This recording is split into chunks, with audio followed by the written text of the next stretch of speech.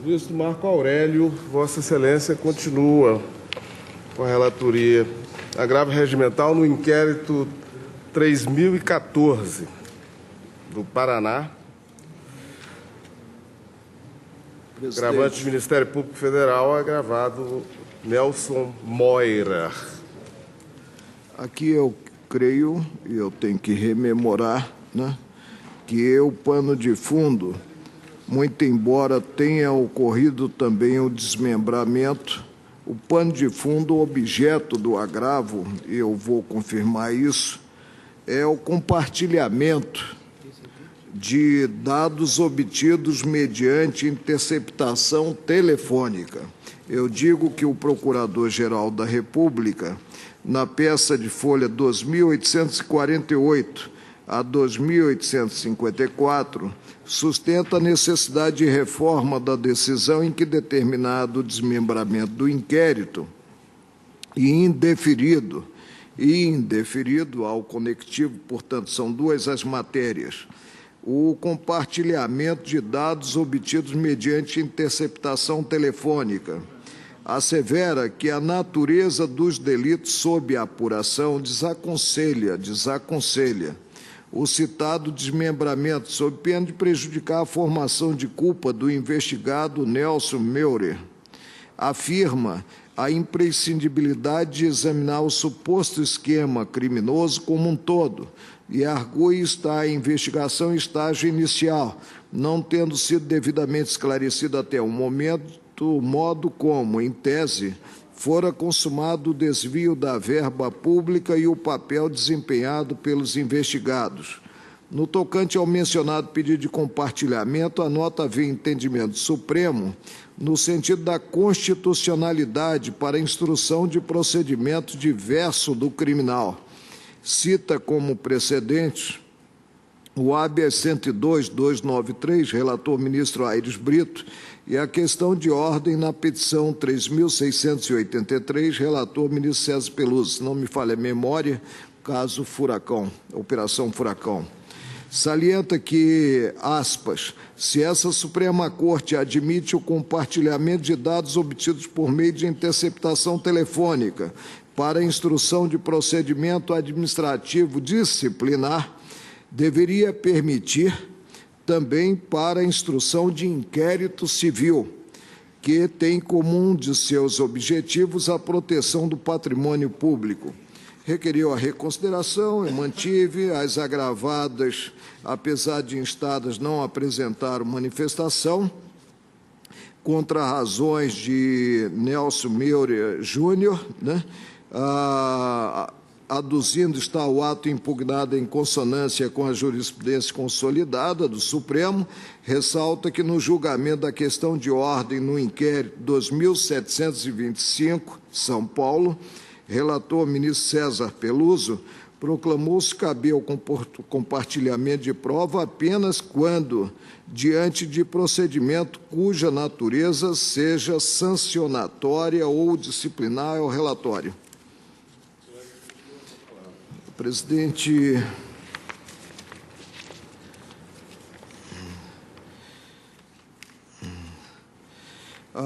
quando decidi, consignei que, em primeiro lugar, cumpria sanear os autos, aqui são autos de inquérito, ainda não há processo, a competência do Supremo de Direito Estrito, encontra-se delimitada no diploma maior. Normas instrumentais comuns, como são as do Código de Processo Penal, alusivas à conexão e à continência, não alteram. Em segundo lugar, a prova envolvida no pleito de compartilhamento há de ser observada considerados os parâmetros constitucionais.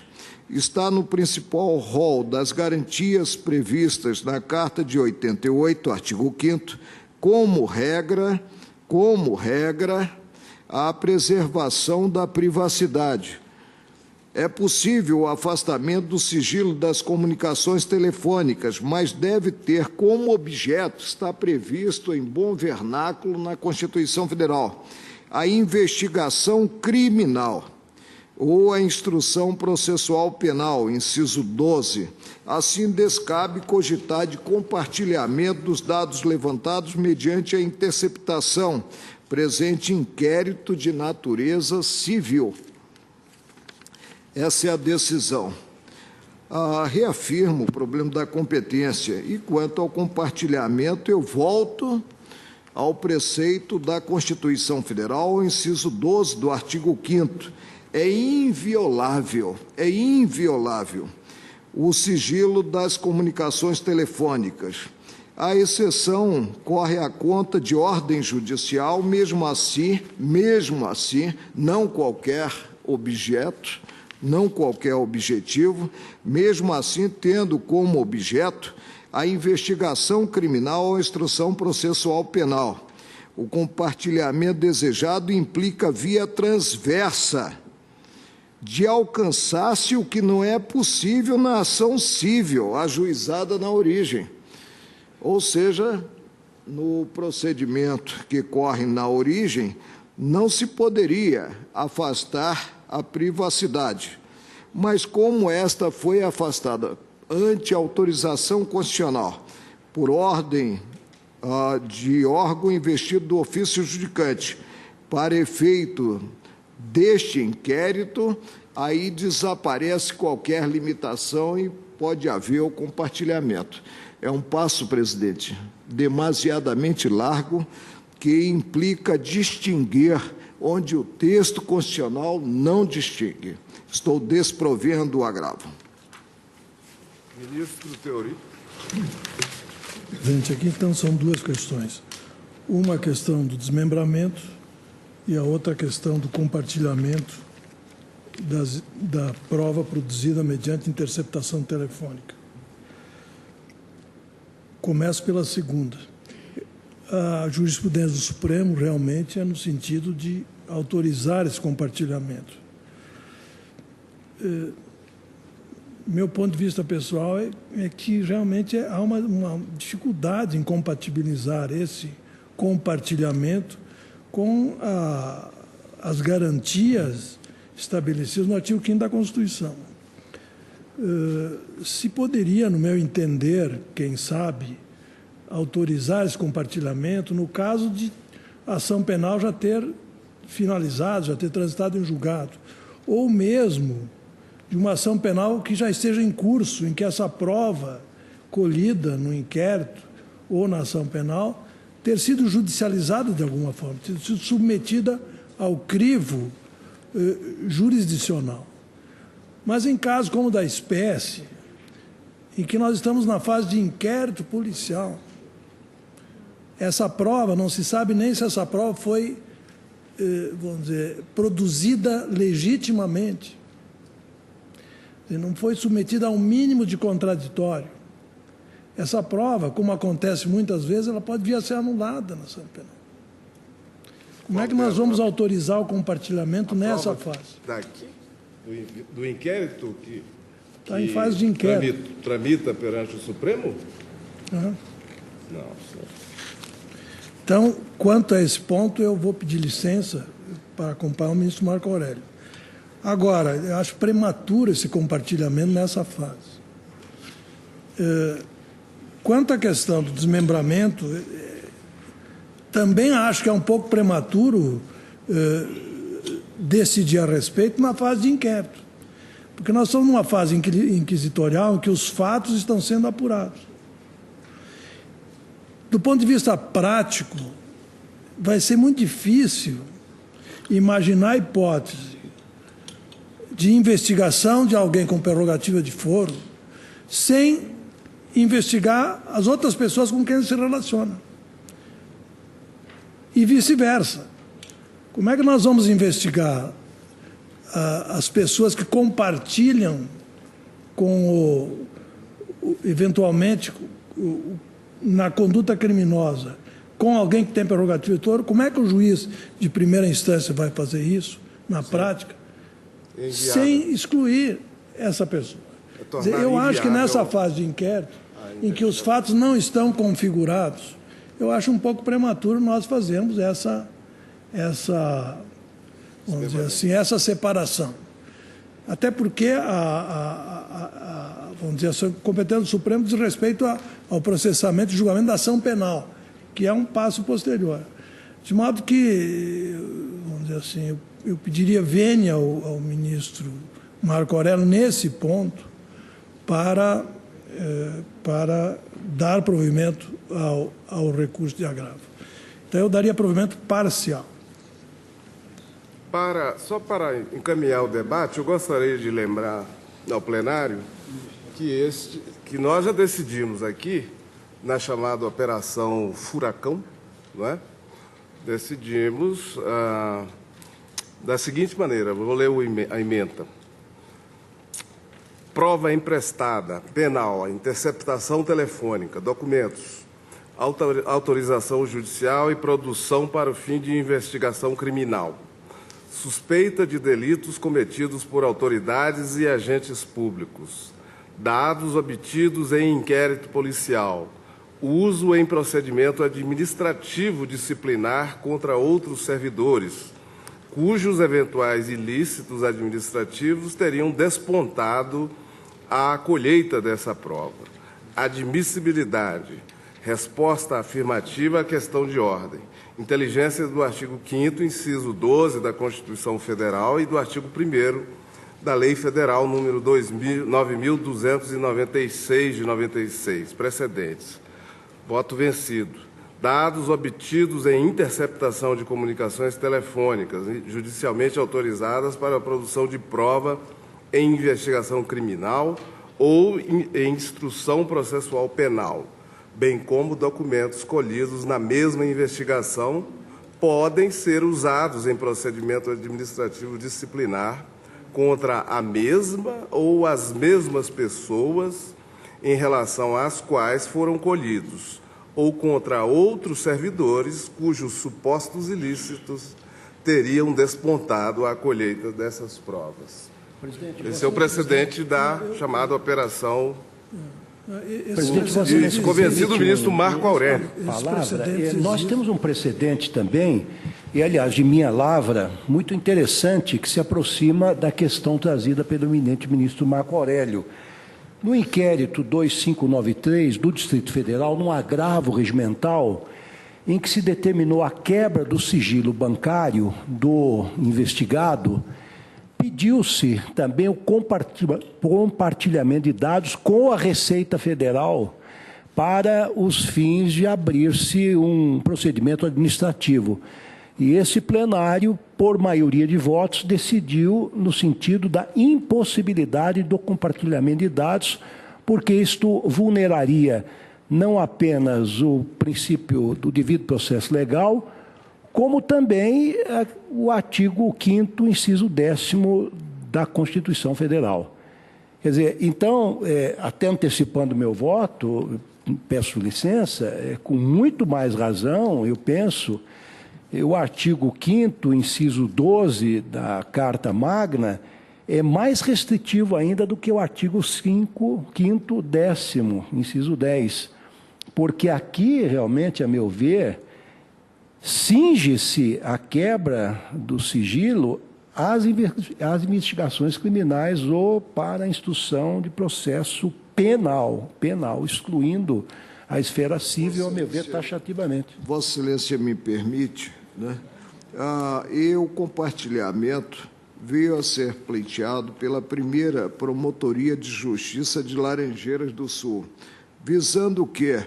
Responsabilizar quem de direito no campo patrimonial, tendo em conta um contrato de prestação de serviço por um escritório de advocacia. Quer dizer... Não é para indenização.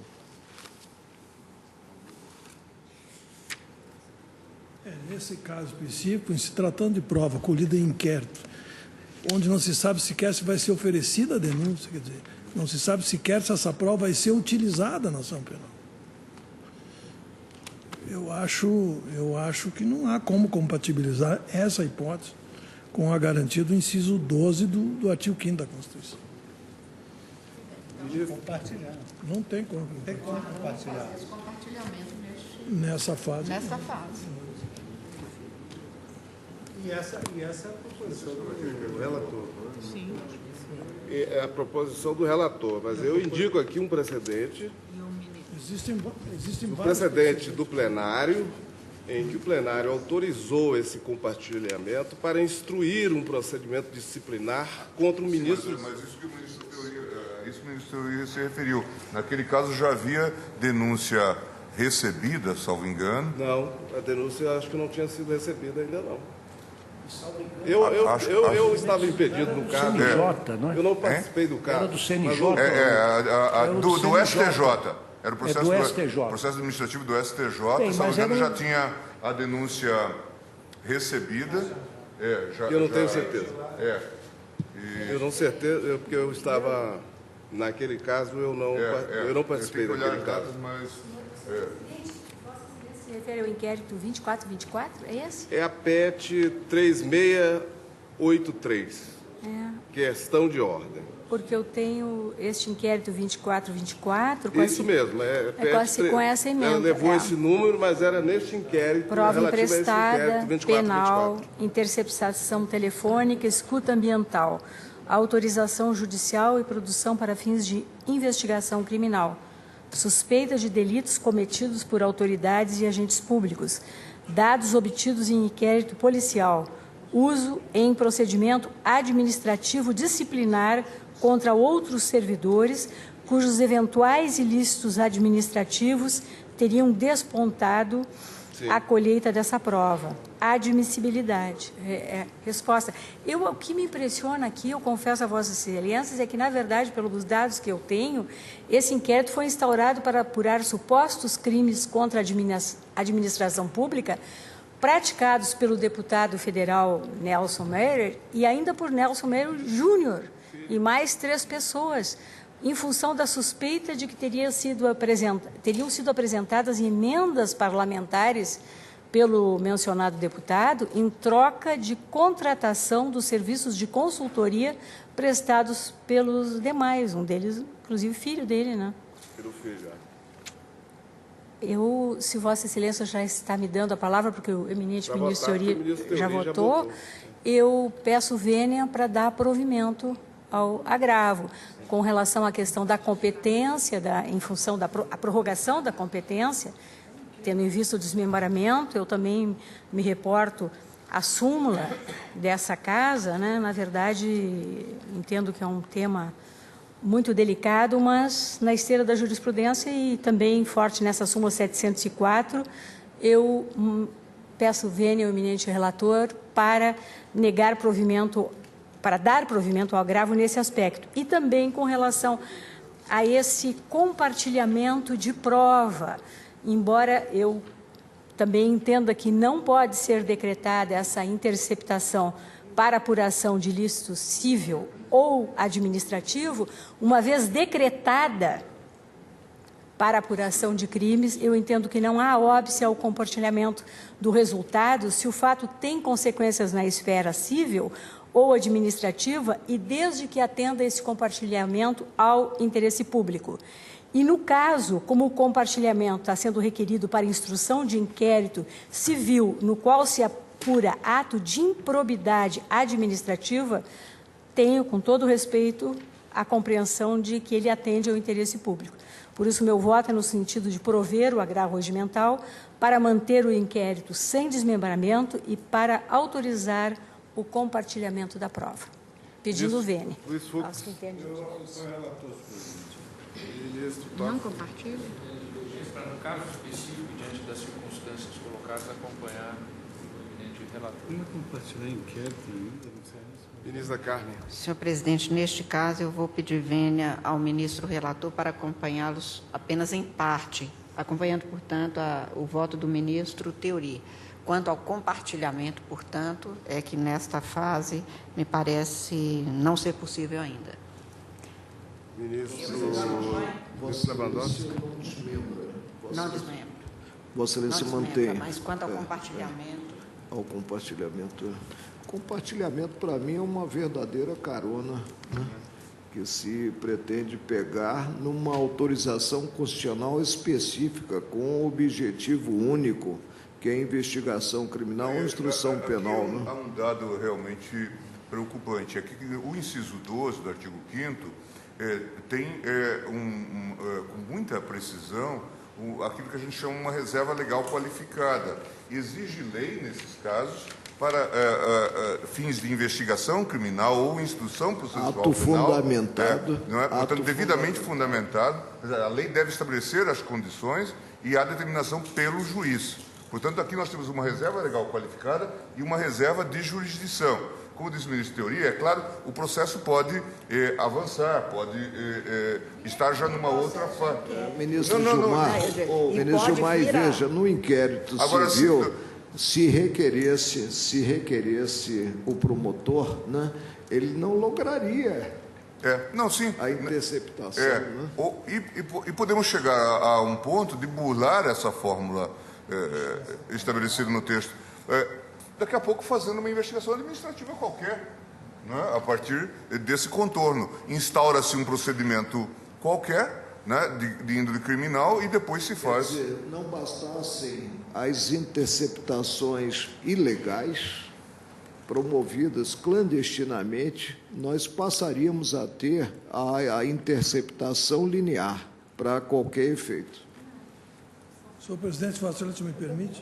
A lei de que fala a Constituição é a Lei 9.296. E no artigo 9º, ela diz que a gravação que não interessar à prova será inutilizada. Sim. Nós estamos numa fase de inquérito, nós não sabemos se essa prova vai ser utilizada ou não vai ser. Eu acho prematuro, portanto. Ministro Toffoli já votou? Não. Ministra Carmen. Ministra Carmen já votou? Já votei. Ministro Lewandowski. O relator. Ministro Gilmar Mendes. Eu vou pedir vênia parcial ao relator para acompanhar a divergência. Só mantendo aqui, né? Mantendo aqui, uma vez que também me parece prematuro, mas quanto ao fundamento realmente o valor maior aqui é a privacidade. Sim, é essa a questão. De fato, essa é uma questão de índole constitucional elevada, porque a subscrevermos essa tese, podemos estar fazendo um bypass claro ao que está estabelecido no artigo 5º, inciso 12. Ministro Marco Aurélio já votou. Eu acompanho o voto da ministra Rosa Weber, tanto pela manutenção do processo aqui, quanto pelo compartilhamento. Proclamo o resultado. Como ficou? Tem maioria, prevaleceu o voto. Maioria desprovido o agravo por maioria, vencidos os ministros Rosa Weber, parcialmente a ministra Carmen Lúcia e o ministro Gilmar Mendes, e vencido também o presidente. Fiquei vencido parcialmente. O ministro Teori, parcialmente também.